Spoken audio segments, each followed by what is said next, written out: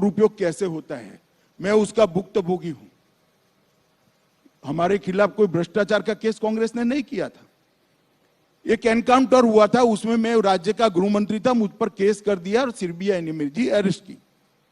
जी, arrest में CBI के record पर आज भी टैप किया हुआ पड़ा होगा, अगर प्रामाणिकता से टैप किया तो सीबीआई के उस वक्त के अफसरों ने, और मिटा नहीं दिया कांग्रेस सरकार ने। तो 90% सवालों में यही था कि काहे को परेशान हो रहे हो, मोदी का नाम दे दो आपको छोड़ देंगे।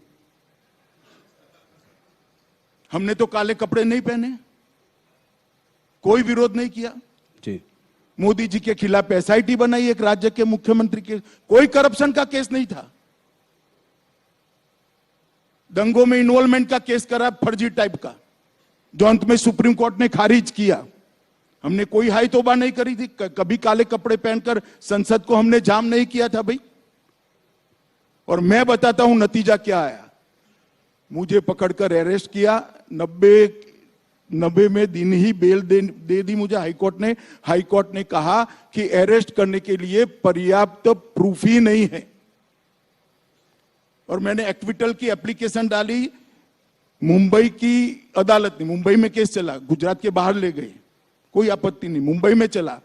वहां कोर्ट ने कहा कि राजनीतिक प्रतिशोध की भावना से सीबीआई ने राजनीतिक इशारों पर एक केस किया है, इसलिए हम अमित शाह को के खिलाफ के केस को और सारे आरोपों को खारिज करते हैं। हमने हाई तौबा नहीं की थी। और यही लोग थे, यही चिदंबरम बैठे थे, यही सोनिया जी नेतृत्व करती थी यूपीए सरकार का, यही मनमोहन सिंह थे, और यही राहुल गांधी सांसद थे। अब क्या हो गया भाई?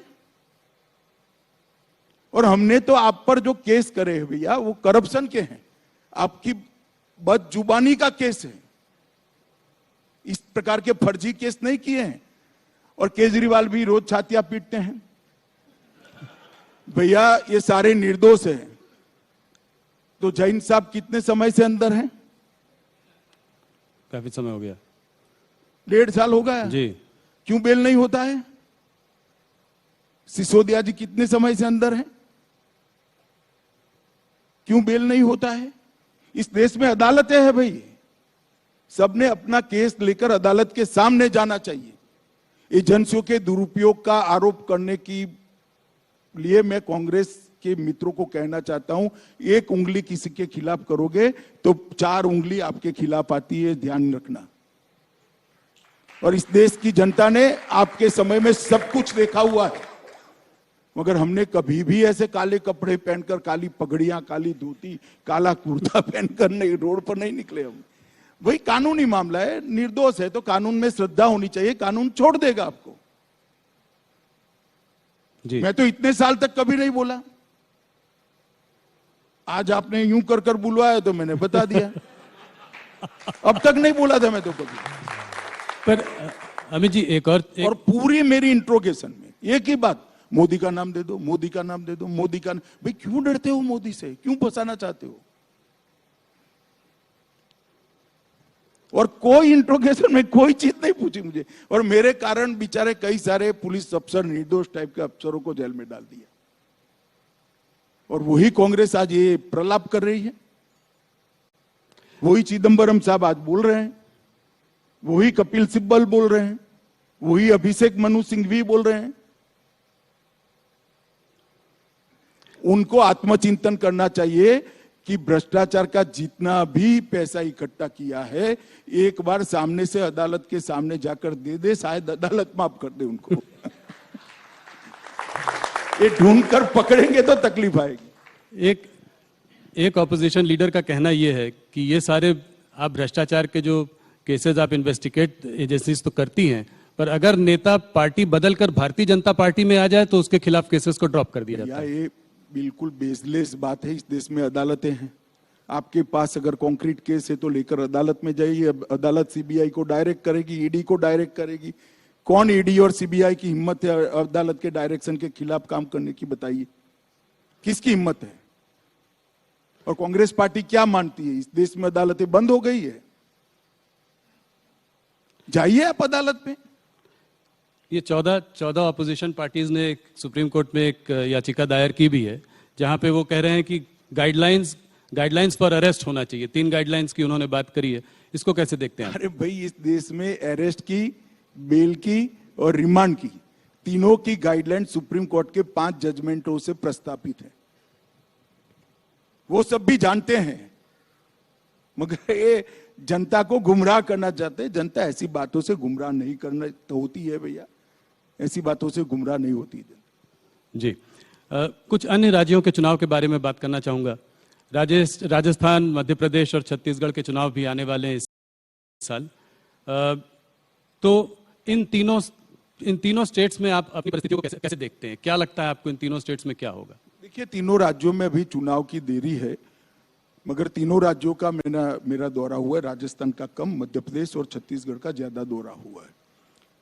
मैं इतना बताता हूं कि दोनों जगह पे कांग्रेस की सरकार की खिलाफ जबरदस्त रोष का माहौल मैं देखकर आया हूं, और मैं बहुत आशान्वित हूं कि मध्य प्रदेश और छत्तीसगढ़ दोनों जगह उलटफेर होने जा रहा है।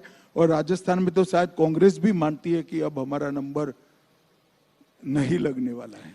मध्य प्रदेश की अगर बात करूं तो पिछली बार कमलनाथ ने वहां पे बड़ी अच्छी फाइट दी थी और आप लोगों को बाद में सरकार को पलटना पड़ा था।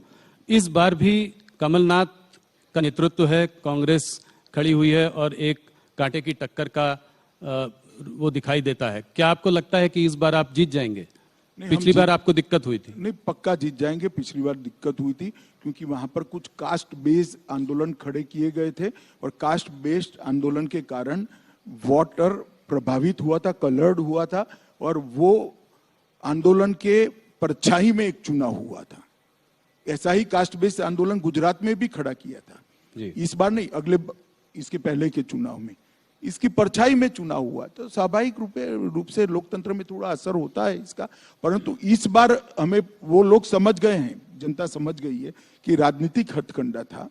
अब मैं जाकर आया हूं, मैं पूरा माहौल देखकर आया हूं, मुझे तो बहुत अच्छा माहौल की अनुभूति होती। और छत्तीसगढ़ में भूपेश बघेल के सामने आपका चेहरा कौन होगा? उम्मीदवार तो हर सीट पर कोई ना कोई लड़ेगा, नेता कौन होगा वो अभी हमने तय नहीं किया है, तय करेंगे तब आपको जरूर बता देंगे। राजस्थान में आप अपनी सिचुएशन को कैसे देखते हैं? वहां अशोक गहलोत जी जो है वो तो अपने ही कांग्रेस हाईकमांड को ही चकमा दे गए और वहां जमे हुए हैं, तो उनसे आप अपनी लड़ाई कैसे देखते हैं? क्या वसुंधरा जी आपका चेहरा होंगी या कोई? अभी राजस्थान में चेहरे के बारे में हमने कोई निर्णय नहीं किया है, परंतु श्री अशोक गहलोत ने जिस प्रकार से सरकार चलाई है जी, वो निश्चित है राजस्थान की जनता बदलना चाहती है, और शायद इसीलिए कांग्रेस हाईकमांड उनको अध्यक्ष बनाकर वहां रास्ता साफ करना चाहता है, मगर वो नहीं निकले। अब उनका एक इंटरनल प्रॉब्लम है। जी, सचिन पायलट को बनाना चाहते थे। कोई आप लोगों की कोई बातचीत सचिन पायलट वगैरह से जैसे पिछली बार हो रही थी? मुझे लगता है राजस्थान में तीनों राज्यों में सबसे बड़े बहुमत से राजस्थान में जीतेंगे। अमित जी, महाराष्ट्र में आपके मास्टर स्ट्रोक से जो है सरकार वापस आ गई। लोगों का मानना यह है कि हो सकता है कि अभी कुछ शॉर्ट टर्म में आपको फायदा भी हुआ हो, मगर लॉन्ग टर्म में शिवसेना का जो वर्कर है वो शिवसेना के अभी साथ है, और ठाकरे के संग थोड़ी बहुत सिंपैथी फैक्टर भी है क्योंकि इस तरीके से जो हुआ। तो इसको आप कैसे देखते हैं? 2024 पर इसका क्या असर होगा? देखिए, आप जो कह रहे हैं उससे उलट है। महाराष्ट्र में हम और शिवसेना साथ में चुनाव लड़े थे। देवेंद्र फडणवीस के नेतृत्व में चुनाव लड़ा गया। फिर कांग्रेस और एनसीपी ने चुनाव हारने के बाद श्री उद्धव ठाकरे को कहा कि हम आपको मुख्यमंत्री बना देते हैं, तो वो मुख्यमंत्री बन गए। बनने तो बन गए, सभी लोग उनके साथ भी गए, मगर जब जनता में जाने लगे तब आइडियोलॉजिकल जो डिफरेंस ऑफ ओपिनियन थे वो सरफेस पर आने लगे। क्योंकि शिवसेना सालों से हिंदुत्व की पॉलिटिक्स करती थी, और कांग्रेस और एनसीपी की जिस प्रकार की पॉलिटिक्स थी, तो शिवसेना का वफादार जो वोटर था उनके जनप्रतिनिधियों को हर जगह सवाल करता था। जनप्रतिनिधि जो छोड़कर वहां से भागे वो हमारे कारण नहीं भागे हैं, जनता के दबाव के कारण वहां से निकले हैं। तो इसी में जवाब है, जनता ही चाहती थी कि शिवसेना और भाजपा इकट्ठा रहे, तो तो असली शिवसेना अब हमारे साथ आ गई है और हम और शिवसेना इकट्ठा होकर सरकार बनाए हैं, चुनाव भी लड़ेंगे, चुनाव भी जीतेंगे। कुछ लोगों का ये मानना था कि पिछली बार अगर भारतीय जनता पार्टी अकेले चुनाव लड़ती, शिवसेना के बिना चुनाव लड़ती, तो शायद उसको बहुमत मिल सकती थी। मैं भी मानता हूं, मगर शिवसेना हमारी बहुत पुरानी साथीदार पार्टी थी, इसलिए हमने इन पर भरोसा किया। पर मेरा सवाल यह है कि अब आप एकनाथ शिंदे जी के संग हैं, तो क्या इनकी पार्टी का जो है विलय भारतीय जनता पार्टी में सवाल ही होगा? नहीं खड़ा है। ये रियल शिवसेना है, चुनाव आयोग ने भी ये सिद्ध कर दिया है, धनुष बाण का निशान भी उनको दे दिया है। भारतीय जनता पार्टी और शिवसेना साथ में चुनाव लड़ेंगे। मर्जर का क्वेश्चन डज नॉट अराइज, ना ऐसा कोई प्रपोजल है, ना कोई ऐसा विचार चल रहा है। तो 2024 में सीट का बंटवारा कैसे होगा? कितनी सीट पर आप लड़ेंगे? कितनी? वो तो करेंगे मिल बैठ कर, ये कोई बड़ी बात नहीं है। जरूरत पड़ी तो आपको भी बुला लेंगे।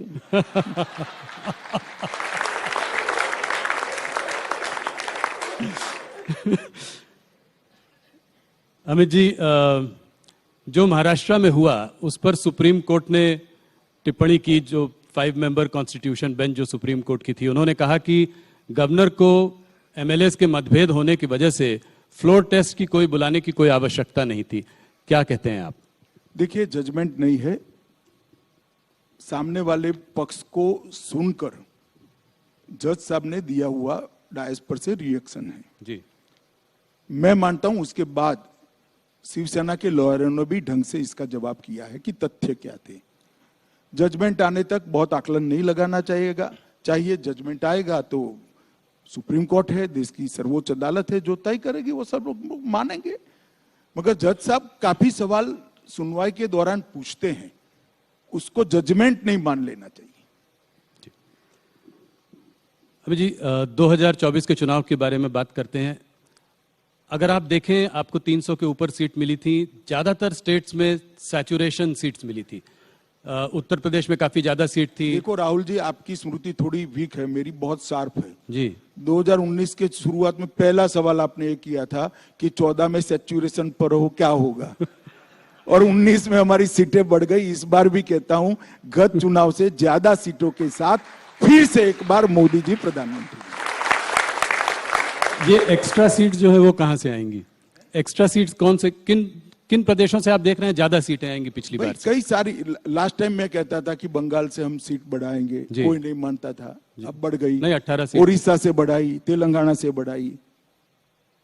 हमारी पार्टी जमीन पर काम करने वाली पार्टी है और मोदी जी का ऑरा भारत की चारों दिशा से अंतिम गांव से लेकर दिल्ली तक है। जी। साउथ में, तमिलनाडु और केरला में आप कैसे देखते हैं? मोदी जी का ऑरा वहां पर भी है, मगर सीट पे कैसे कन्वर्ट होगा? कोई तालमेल एआईडीएमके? वहां हमारा संगठन वीक था, हमने काफी प्रयास किए हैं, काफी सुधार किया है, ढेर सारे गांवों तक पहुंचे, ढेर सारे बूथों तक पहुंचे हैं, और जहां वीक है वो हमारे साथ साथी भी है।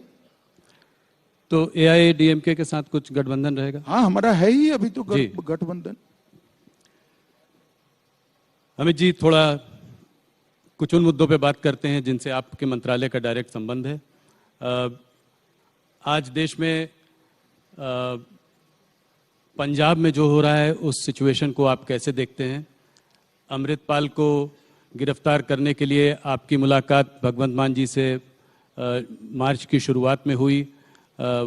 उनको गिरफ्तार 2 हफ्ते बाद करने की कोशिश भी की गई, मगर वो हाथों से निकल गए।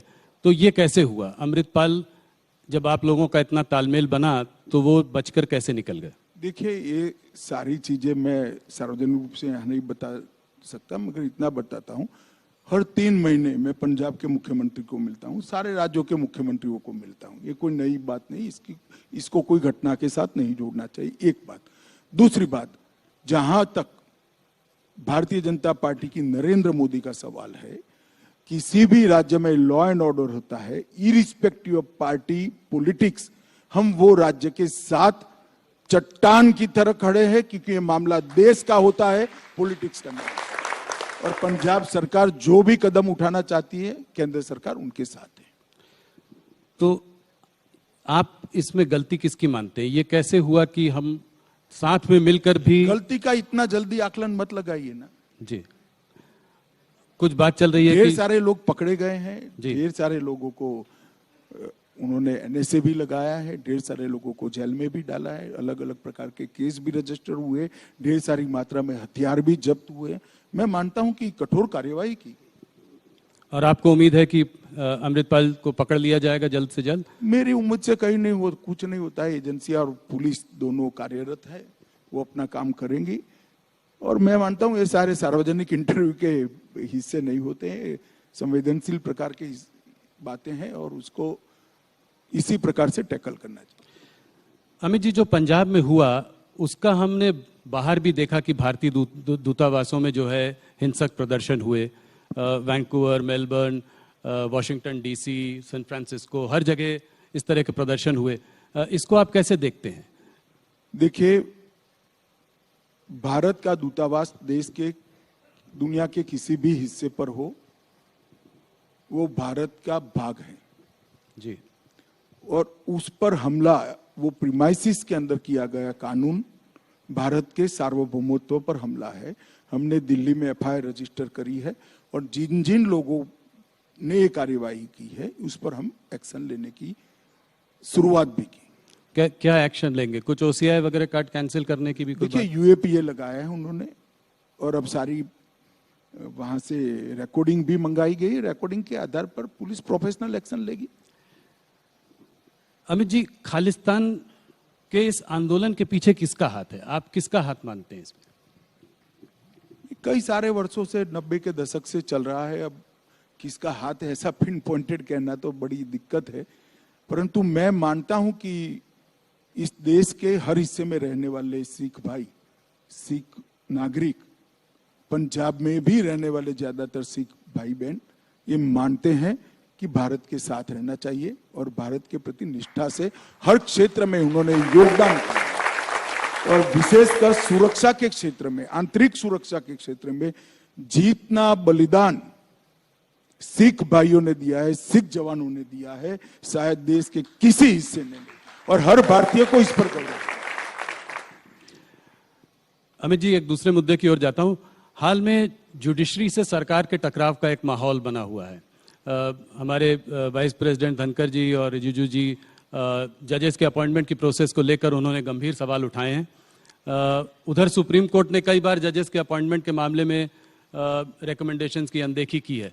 इसको देखिए जुडिशरी, मैं समझ गया आपके, आप ये कोई टकराव वकराव नहीं है, सब अपने अपने एक ओपिनियन देते हैं भाई, इसको टकराव का स्वरूप मत दे दो।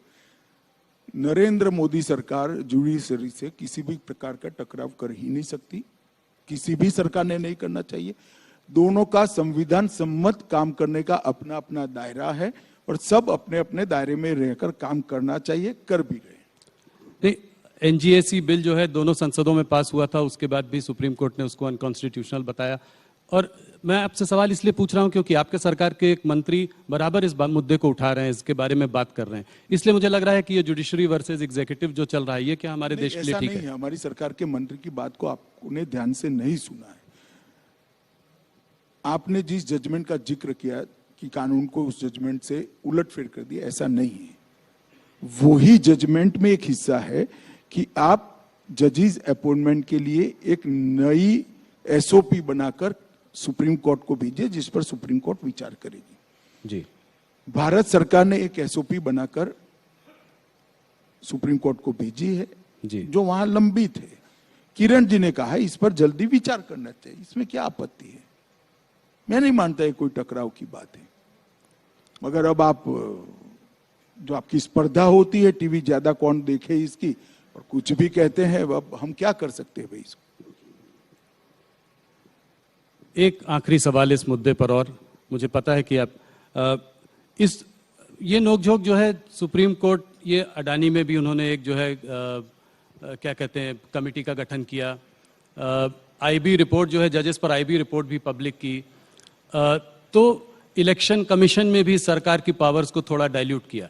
तो क्या आप ये नहीं देखते कि इसमें थोड़ा यहाँ पे कुछ नोक फिर भी एक बार जजमेंट नहीं पड़ा है? दोनों इलेक्शन कमीशन पर जो जजमेंट आया है, उन्होंने कहा है कि सरकार जब तक कोई कानून नहीं बनाती तब तक की ये स्टॉप गैप अरेंजमेंट उन्होंने बताई है। सरकार को कानून बनाने का मौका दिया, अब सरकार का काम है कानून बनाकर कानून सार्वजनिक कर दे, संसद में पारित करा ले। और सरकार करेगी, इस पर विचार कर रही है सरकार। सुप्रीम कोर्ट ने ये नहीं कहा कि हमने जो फैसला दिया है वो कानून हो गया है जी। कानून बनाने का काम देश की संसद का है। सुप्रीम कोर्ट ने ये कहा है कि हमें लगता है कि इस पर एक कानून बनाने की आवश्यकता है, और जब तक नहीं बनता है तब तक ये स्टॉप गैप अरेंजमेंट हम सजेस्ट कर रहे हैं। तो स्वागत है वो स्टॉप गैप अरेंजमेंट का। अब गैप जो है वो भरने का काम हमारा है, हम कर रहे हैं। अमित जी, एक मुद्दा जिस पर आपने बहुत काम किया है और वो है ड्रग्स के खिलाफ आपने बहुत काम किया है। आप इतने व्यस्त रहते हैं, इसके बाद भी आपने इस चीज पर बहुत ज्यादा काम किया। आप कैसे देख रहे हैं कि भाई मैं काफी चीजों पर काम करता हूं। मैं कर वो सब तो करते हैं। मेरा मतलब है कि ये एक ड्रग्स फ्री इंडिया का जो सपना है वो कब पूरा होगा? ये प्रॉब्लम बहुत बड़ी है आज भी इतने। देखिए ऐसा है कि ये ऐसी समस्या है जिसकी समाप्ति की कोई डेट नहीं दी जाती है, ना हो सकती है, कभी भी नहीं हो सकती। एक लड़ाई है और लंबे समय तक चलने वाली लड़ाई है, मगर अप्रोच में बदलाव हो सकता है।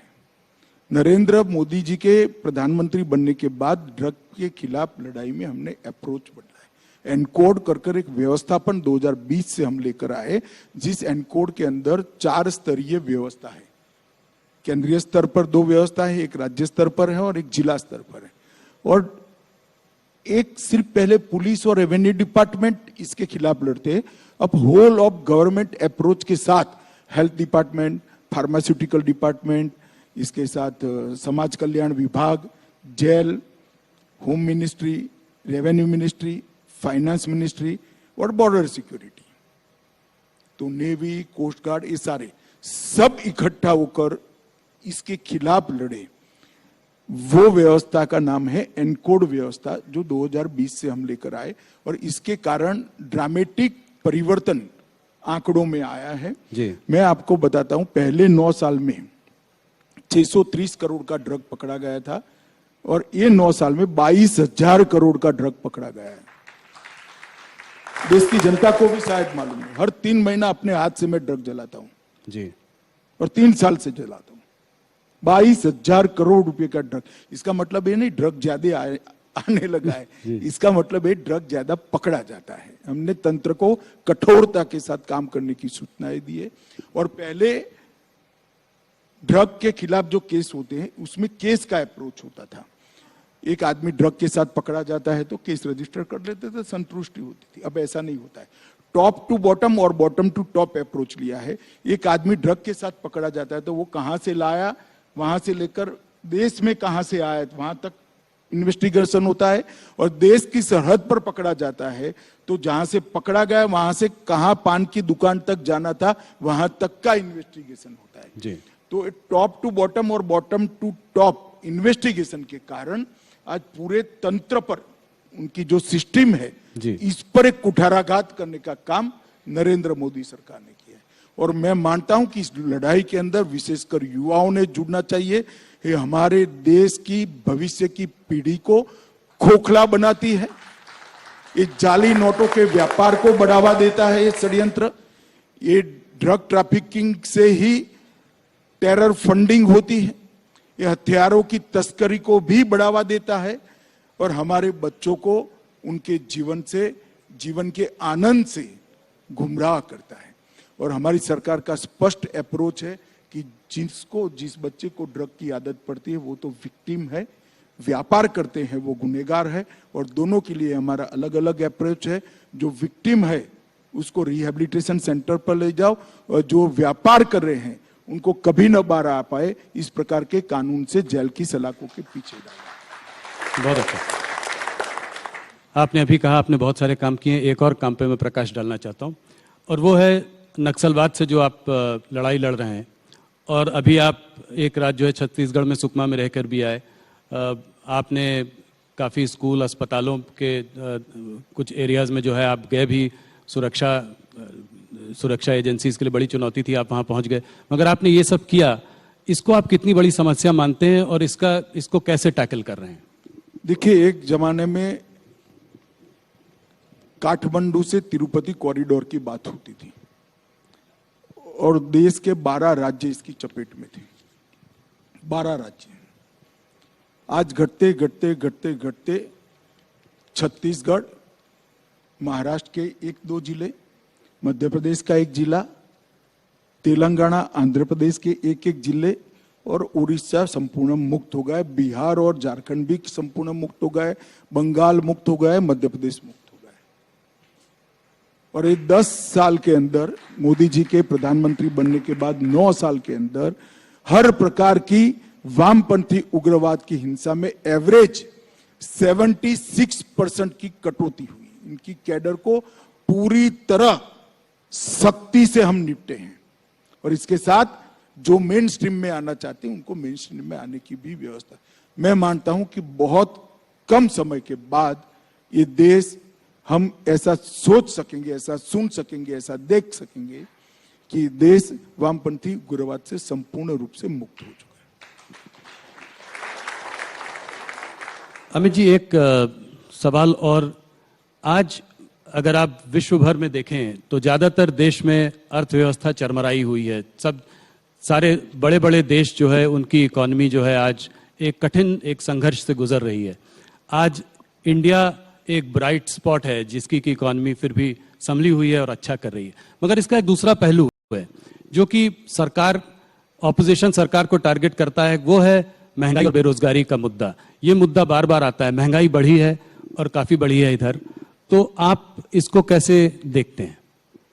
देखिए, महंगाई को भी कोरोना के कठिन कालखंड के बाद विश्व के परिप्रेक्ष्य में देखें तो भारत की स्थिति England, Germany, France, even America, इस सबसे बहुत अच्छी स्थिति है। और मैं इतना कह सकता हूं कि खाने पीने की चीजों पर मोदी जी ने महंगाई को नहीं बढ़ने दिया है। मगर आज विश्व का अर्थतंत्र एक दूसरे के साथ इस प्रकार से जुड़ा है कि विश्व के अर्थतंत्र के अंदर जो बदलाव होते हैं, इससे कोई भी देश अछूता नहीं रह सकता। हम अगर ये कहेंगे कि विश्व के अंदर जो स्लोडाउन आया इसका हमारे यहाँ कोई प्रभाव नहीं होगा, विश्व के अंदर जो महंगाई हुई इसका हमारे यहाँ कोई प्रभाव नहीं होगा, तो वो सही नहीं होगा। इसका प्रभाव होना ही है, परंतु इसके सब प्रभाव को कम करने का काम भारतीय जनता पार्टी की नरेंद्र मोदी सरकार ने किया है, इस देश के प्रधानमंत्री ने किया है। और मैं आज कह सकता हूं कि कोरोना के कालखंड के दोनों सालों में समग्र विश्व में सबसे तेजी से बढ़ने वाली अगर कोई अर्थव्यवस्था रही है तो वो भारत की रही है। और ओवरऑल असेसमेंट करें तो अटल जी इस देश के अर्थतंत्र को 11वें नंबर पर छोड़कर गए विश्व के अर्थतंत्रों की तालिका में जी। फिर अर्थशास्त्री प्रधानमंत्री मनमोहन सिंह जी आए, उन्होंने एक बहुत अच्छा काम किया, 11वें नंबर पर से देश को 12वें नंबर पर नहीं जाने दिया, 11वें नंबर पर 10 साल तक देश स्थित रहा। फिर मोदी जी आए, 9 साल में 11वें नंबर पर से 5वें नंबर का अर्थतंत्र भारत बना। और मैं मानता हूं ये बहुत बड़ी सिद्धि है, पूरी दुनिया मानती है कि भारत उत्पादन का हब बन चुका है। नए नए क्षेत्र के अंदर, ग्रीन हाइड्रोजन का क्षेत्र हो, अंतरिक्ष का क्षेत्र हो, ड्रोन का क्षेत्र हो, स्टार्टअप को बढ़ाना हो या युवाओं के लिए एक सानुकूल वातावरण खड़ा करना हो जिससे एक मंच पर खड़े रहकर विश्व के युवाओं के साथ वो स्पर्धा कर पाए, वो मंच मोदी जी ने भारत के युवाओं को दिया है और सफलतापूर्वक दिया है, ऐसा मैं मानता हूं। नहीं, और आज लोग मानते हैं कि इस डेकेड के एंड तक हो सकता है कि हम top 3 economies of the world में भी हों, तो इसमें कोई दो राय नहीं है। अमित जी, मैं हर बार कोशिश करता हूं कि आपसे कुछ हल्के फुल्के सवाल पूछूं पर उसका मुझे कोई जवाब नहीं मिलता।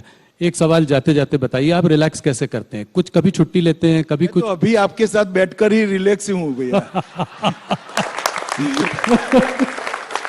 देखो भाई, मन में जो है वो करते रहो, अपने लक्ष्य के अनुरूप करते रहो, अपनी मान्यता के अनुरूप करते रहो, कभी थकान नहीं लगेगी। अपने मन से विपरीत करोगे, अपनी आइडियोलॉजी से विपरीत करोगे, अपनी मान्यता से विपरीत करोगे तो थकोगे। अगर कोई कॉम्प्रोमाइज करे बगैर अपनी मान्यता के अनुसार काम करते रहोगे तो थकान कभी नहीं लगेगी, और इसीलिए मुझे कभी नहीं लगती। मुझे पता है कि मुझे जवाब मिलेगा नहीं, पर मैंने फिर भी कोशिश की। अमित जी, आपका बहुत बहुत धन्यवाद। आप राइजिंग इंडिया में आए, आपने हमारे सारे सवालों का बहुत लंबे समय तक जवाब दिया। हमसे जुड़े, बहुत बहुत धन्यवाद। लेडीज एंड जी- gentleman, please give him a big hand. आपका भी बहुत बहुत धन्यवाद, क्योंकि राहुल जी वाली भ्रांति को क्लियर करने का आपने मुझे मौका दिया। बहुत बहुत धन्यवाद। धन्यवाद। Ladies and gentlemen, big round of applause